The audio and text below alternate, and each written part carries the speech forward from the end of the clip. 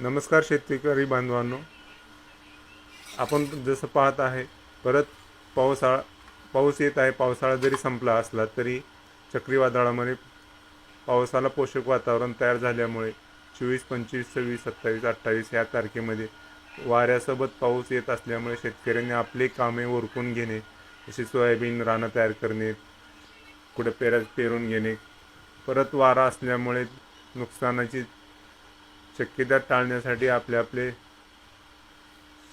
कामे करून व्यवस्थित दक्षता घेणे शेतकऱ्यांना कळविण्यात येते। तरी काय आपल्याला असले तरी कमेंटमध्ये टाकणे। काय पश्चिम महाराष्ट्र आणि दक्षिण महाराष्ट्रामध्ये पाऊस दाखवत असल्यामुळे सोलापूर, सातारा, सांगली, धाराशिव, लातूर, नांदेड या भागात पाऊस दिसत आहे। त्याच्याबरोबर वारा सुद्धा असल्यामुळे लोकांनी जास्त करून 24, 25, 26, 27 या तारखेंना ऑक्टोबर या दक्षता घेणे। धन्यवाद।